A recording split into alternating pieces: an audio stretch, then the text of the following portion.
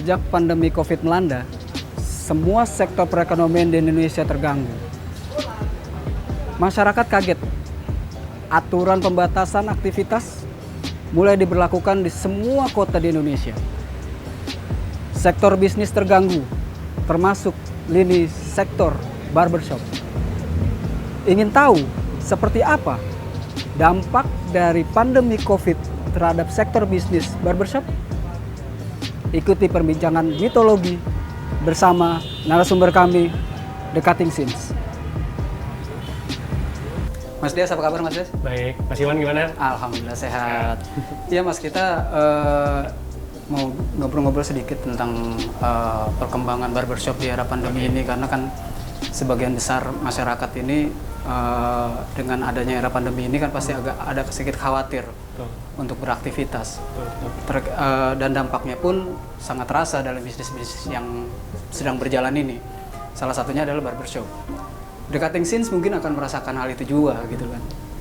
Nah, untuk itu saya mau mengajukan beberapa pertanyaan ke Mas Dias mungkin tentang dampaknya terhadap pandemi ini gitu loh. Mungkin dimulai bisa dengan sedikit sejarah singkat lah tentang The Cutting Scene ini sebetulnya berdiri sejak kapan sih Mas? Oke, jadi The Cutting Scene Barbershop ini sudah berdiri sejak Oktober 2019. Jadi umurnya udah hampir setahun. Kalau misalkan sejarahnya berdiri sih, jadi dimulai dari ketertarikan saya terhadap dunia potong rambut ya, atau dunia barbershop, di mana saya sih orang yang cukup sering potong rambut. Hampir 2-3 minggu sekali saya potong rambut Mas gitu. Jadi udah ngeliat juga gonta-ganti lihat macam-macam barbershop, dan saya lihat bisnis barbershop ini punya potensi yang cukup bagus gitu, di mana orang rambut ya Mas tau lah nggak bakal ada habisnya kan, pasti orang laki-laki pasti bakal cukur rambut terus, dimana kalau kita punya tempat yang punya potensi yang bagus gitu kan, dan juga punya kualitas dari capster yang bagus, maka sangat potensi untuk menguntungkan untuk bisnis barbershop ini gitu. Itu berdiri sejak kapan Mas? Sejak Oktober 2019. Oktober berarti 2019. sekitar 6 bulan lalu lah ya, atau hampir 1 tahun lah ya? Iya, udah mau jalan setahun lah. Nah, perkembangannya gimana sih Mas? Perkembangannya di awal kita buka ini sampai sekarang nih kita ada 2 capster memang gitu kan, dan alhamdulillah sih setiap bulannya kita salesnya nih meningkat nih. Jadi dimulai dari waktu itu awal Oktober sampai banget di masa pandemi kemarin di Maret kan, akhirnya kita ada kena pandemi corona nih untuk semuanya kan. Kemudian Cutting Scene juga sempat mengikuti arahan dari pemerintah waktu itu untuk suruh tutup kan barbershop atau usaha-usaha gitu, kita sempat tutup juga. Kemudian nah pada saat tutup ini saya sendiri ya sebagai owner dan juga tim saya berpikir keras nih gimana caranya kita nanti ketika udah diizinkan bisa buka tapi tetap bisa langsung dari mulai nggak perlu dari ngerangkak lagi gitu, jadi bisa langsung lari kan. Nah kemudian kita mikirin nih apa sih yang perlu paling penting sekarang dicari orang. Mungkin dulu orang ke barbershop cuma mikir kualitas nomor 1, cuman sekarang bisa jadi nomor 1 itu hygiene atau kebersihan dari barbershop itu, nomor 2 baru kualitasnya. Makanya di sini kita benar-benar menerapkan yang namanya protokol hygiene Mas. Setelah kita terapin, alhamdulillah sales dari barber ini malah naik sekitar 2 kali lipat lah dari sebelum masa corona tadi gitu. Itu sih, jadi kita gimana cara kita menciptakan trust tadi antara customer dengan barbershop kita gitu. Kalau secara segmen, berarti segmen yang mana Mas yang dicari dari Cutting Scene? Segmennya sih sebenarnya kalau mungkin secara umur kita bisa dari umur 11 tahun bahkan sampai 50 tahun juga bisa gitu. Banyaknya sih memang anak muda yang lebih sering kesini ya, anak muda. Cuman kita untuk dari servis kita pun ada yang namanya dari junior haircut, itu bisa buat dari anak 11 tahun ke bawah, atau premium haircut atau untuk potong rambut dewasa. Dan juga di sini kita juga pernah Mas didatengin, nggak menutup kemungkinan kita motong rambut balita juga pernah di sini. Kemudian juga untuk orang yang cukup berumur juga ada yang pernah cukur sini dan bahkan jadi customer loyal kita juga, karena tadi sih dari misalkan desain barbershop kita ini kan kita buat juga netral Mas, jadi nggak merujuk ke style yang khusus tertentu, tapi kita bisa buat semua dari semua unsur, semua style, semua usia, semua jenjang ini juga bisa untuk masuk ke barbershop kita gitu.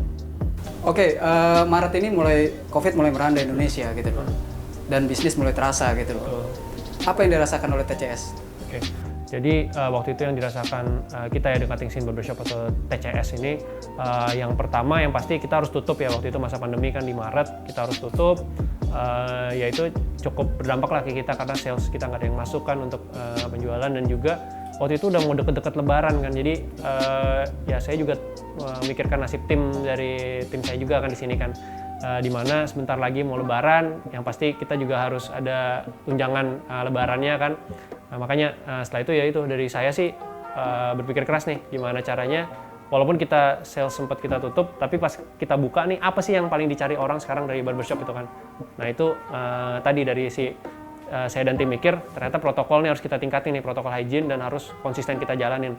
Nah setelah kita jalanin, tadi sih dengan pertama kita yang tadinya orang bisa bebas datang ke sini, yang sekarang ini kita utamain yang appointment only, jadi nggak ada penumpukan di sini. Kemudian juga orang ke sini harus dicek suhu dulu, harus orangnya sehat. Kemudian juga protokol hygiene kita pakai masker, pakai face shield untuk para barber kita. Nah, alhamdulillah sih sales kita malah meningkat mas gitu. Jadi dari situ sih dimana kita bisa saling menutupi tadi pada saat masa pandemi itu. Dan sekarang ya bisa dibilang udah cukup normal sih yang datang ke sini lagi gitu. Tapi terjadi penurunan nggak mas? Sempat terjadi penurunan tadi di awal-awal corona banget kan, mungkin sekitar jalan setengah bulan waktu itu ya. Setengah bulan tuh sempat sepi karena memang anjuran pemerintah untuk stay at home kan, di rumah aja, dan juga untuk usaha-usaha suruh tutup. Dan juga memang ya cukup ketat juga dari pemerintah, ada razia juga kan dari Satpol PP dan lain-lain untuk melihat apabila ada usaha yang masih buka dan lain-lain. Nah, waktu itu sih kita ya udah kita turutin aturan pemerintah, tapi pas kita buka kita tadi mas terapin benar-benar protokol hygiene yang kita jalanin. Dan ternyatanya baru-baru ini sekitar seminggu atau 2 minggu yang lalu Kementerian Kesehatan tuh nerbitin protokol hygiene untuk barbershop. Dan yang udah kita jalanin selama ini ternyata benar-benar memang ya sama persis, atau bahkan kita lebih ketat lagi daripada yang dipublish oleh Kementerian Kesehatan. Jadi ya saya sih cukup bersyukur juga dengan ya kami waktu itu sempat brainstorming, mikir bareng-bareng protokol hygiene apa yang kita jalanin, dan ya dari customer kita juga percaya untuk cukur di sini gitu. Jadi tetap terjaga juga dari sales dari barbershop kita gitu.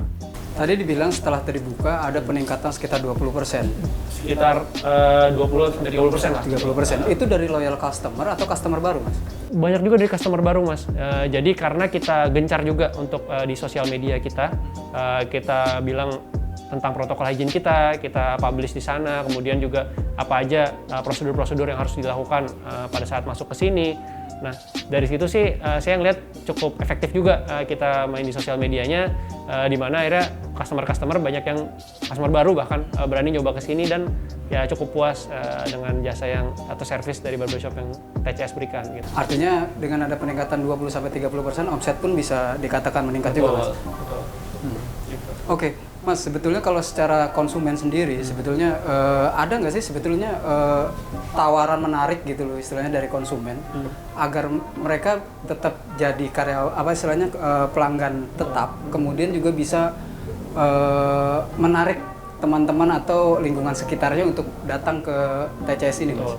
Kalau di kita sih untuk membership ya, kita ada menggunakan sistem platform namanya Minutes. Jadi itu emang khusus untuk barbershop, di mana untuk appointment mereka buat di aplikasi itu bisa di-download di Android atau di App Store iPhone. Nah itu di sana setiap mereka potong rambut mereka dapat poin, Mas. Dapat poin, dan kalau nanti udah 10 kali potong itu bisa dapat free haircut sekali. Dan juga di sini kita cukup gencar untuk menyebarkan voucher-voucher cutting scene barbershop juga ke neighborhood atau misalkan di sekitar kita di sini kan, supaya mereka cobain dulu gitu. Jadi cobain untuk datang ke sini, dan kalau memang udah merasa nyaman, yang bisa mudah-mudahan balik lagi tuh Mas customer kayak gitu. Mas sebagai founder atau pendiri di sini pasti ada hitungan-hitungan soal pendirian soal barbershop. Sebetulnya kalau secara garis besar ya, menguntungkan nggak sih sebetulnya barbershop itu? Secara garis besar sih menguntungkan sih Mas untuk usaha barbershop ini, tapi kemungkinan ya awal-awal biasanya sih kita dari owner ada yang mungkin masih bisa dibilang masih menutupi operasional dulu lah dari owner kan. Cuman kalau misalkan emang dari si owner ini bagus dari sisi marketingnya, kemudian gencar juga intinya gimana caranya narik customer buat datang ke sini, dan nanti banyak repeat customer yang datang lagi ke sini dalam ya mudah-mudahan sekitaran 3 bulan itu udah bagus sih dari sisi profitnya untuk barbershop ini. Kuncinya sih di mana kita bisa menjaga kualitas Mas gitu. Itu sih kalau dari barbershop. Kalau dari sisi hitungan cash flow-nya sendiri sebenarnya secara normalnya Mas itu bisa payback periodnya tuh Berapa lama sih sekitar kalau hitung-hitungan akuntansinya gitu? Betul. Kalau payback periodnya ini juga beda-beda nih mas. Kadang ada tempat owner barbershop itu yang tempatnya memang udah punya sebelumnya. Jadi mereka hanya mikir ya udah hanya mikir gaji pegawai dan dari revenue yang datang kan. Cuman kalau misalkan ada lagi, contohnya kayak Cutting Scene Barbershop, ini juga tempatnya kan kita masih di sini sewa juga.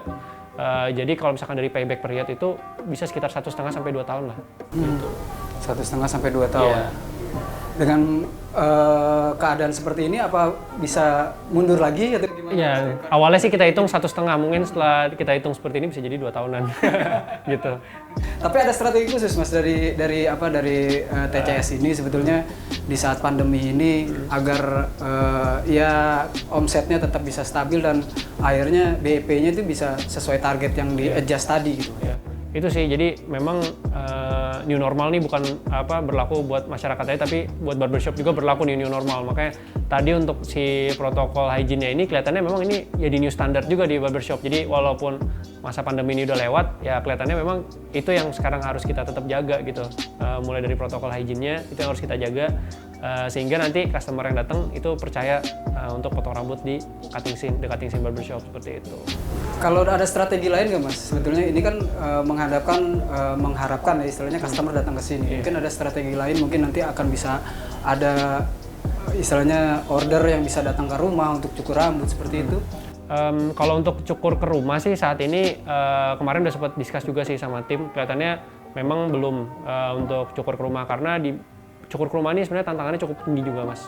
Untuk barbershop di mana dalam sehari maksimal lah biasanya mereka bisa nanganin hanya 3 customer. Dan juga untuk cukur ke rumah ini juga jadi challenge juga untuk nanti kalau mungkin barbershop lain ya mau menjalani ini antara trust dari owner dan dari barbernya sendiri gitu kan, dimana mungkin rentan terhadap tadi bisa kalau misalkan memang yang pertama cukur masih dari barbershopnya, kedua ketiganya itu kalau memang kita dapat tim yang bisa jadi kurang jujur gitu kan, bisa jadi ya ke depannya nggak dari barbershopnya lagi gitu, dari si barbernya sendiri langsung, itu rentan di situnya mas. Makanya kemudian pada saat tadi kita buka juga setelah masa pandemi ini dilihat dari salesnya juga masih cukup baik dan masih cukup oke gitu. Akhirnya ya kalau misalkan dari Cutting Scene Barbershop sendiri sih kelihatannya masih menerima di sini aja. Yang pasti tapi dengan appointment tadi supaya nggak ada penumpukan di barbershop gitu. Ada target untuk buka cabang di tempat lain? Kita ada target buka cabang. Kedepannya kita ada rencana buka cabang di daerah Kemang nanti. Nah itu juga konsepnya sebenarnya konsep barbershopnya sama seperti ini. Cuman mungkin tadi dari jumlah kursinya agak lebih banyak. Dan juga kita akan ada mungkin kerjasama juga dengan coffee shop di sana gitu kan. Jadi selain orang potong rambut nyaman, yang nunggu bisa sambil ngopi gitu kan, dan juga dari suasananya juga enak, jadi makin betah lah nanti gitu. Pertimbangan memilih Kemang apa? Yang pertama seperti yang kita tahu ya, Kemang daerahnya trafficnya cukup padat kan di sana, dan juga secara locationnya memang cukup premium juga di sana gitu kan. Dan juga dari barbershop di sana saya lihat yang mungkin kelasnya sampai premium segini juga udah ada sih, cuman maksudnya masih ada potensi kalau kita masuk ke sana gitu kan. Dan juga dari setelah saya lihat market assessment di sana cukup oke gitu untuk potensi di sana. Akhirnya kita rencana beranikan diri untuk buka di Kemang, mungkin 1-2 tahun lagi lah mudah-mudahan gitu. Mas, sebetulnya kalau dalam bisnis barbershop pasti ada pertimbangan tertentu. Sebetulnya pertimbangan apa sih yang harus dipikirkan ketika ingin membuka usaha barbershop ini? Yeah. Yang pertama lokasi mas, lokasi itu penting banget, dimana kita harus melihat potensi dari lokasi yang kita pilih. Contohnya nih kayak di Cutting Scene Barbershop yang di Kebayoran Baru ini, sebelahnya kan ada coffee shop juga, kemudian ada tempat makan, dan juga di jalanan depan trafficnya juga cukup padat, jadi potensi untuk orang lihat dan mampir juga cukup tinggi juga gitu kan. Itu yang pertama. Kemudian yang kedua adalah pada SDM-nya mas, dimana di sini sebagai owner barbershop, dimana mereka untuk merekrut SDM yang memiliki kualitas yang bagus gitu kan. Owner sendiri juga, ini mungkin saya juga pesan juga terhadap barbershop lain, nggak bisa hanya punya skill bisnisnya aja, cuman juga dari sisi technical barbershopnya juga mereka juga harus bisa gitu. At least tahu lah apa aja sih tren-tren rambut sekarang, Kemudian juga yang dilakukan para timnya atau barbernya itu juga mereka ngerti juga apa yang dilakukan. Jadi bisa istilahnya terbayang lah secara whole konsep dari barbershop itu seperti apa. Kemudian yang ketiga, marketingnya itu juga penting banget, di mana kita harus gencar juga marketing ke segmen target yang kita mau. Sekarang kan juga platform untuk marketing udah cukup banyak, bukan cuman offline aja, cuman online dari sosial media seperti dari Instagram, mungkin dari YouTube juga gitu kan. Itu sih 3 hal yang tadi paling penting kalau menurut saya gitu. Terakhir nih Mas sebetulnya. Apa sih harapannya dari The Cutting Scenes ini ke depannya untuk ya selain tadi ingin membuka cabang baru di Kemang gitu untuk perkembangan bisnisnya sendiri? Kalau dari saya sih The Cutting Scene Barbershop pengennya tadi yang pertama terus expand, tadi kan yang buka cabang juga. Kemudian juga di sini kan yang pertama nih masih barbershop, bisnis barbershop aja. Gak menutup kemungkinan ke depan kita jadi hair studio, di mana selain kita ngelayanin cowok, tapi juga nanti ada segmen yang ngelayanin cewek juga. Kemudian selain itu kita juga ada rencana mau nerbitin produk-produk juga nanti ke depannya, produk sendiri. Jadi ya keseluruhan dari proses barbershop ataupun usaha rambut ini di The Cutting Scene ini adalah nanti ke depannya. Jadi itu sih harapan saya, dan juga yang pasti terus ningkatin dari revenue-nya Mas gitu.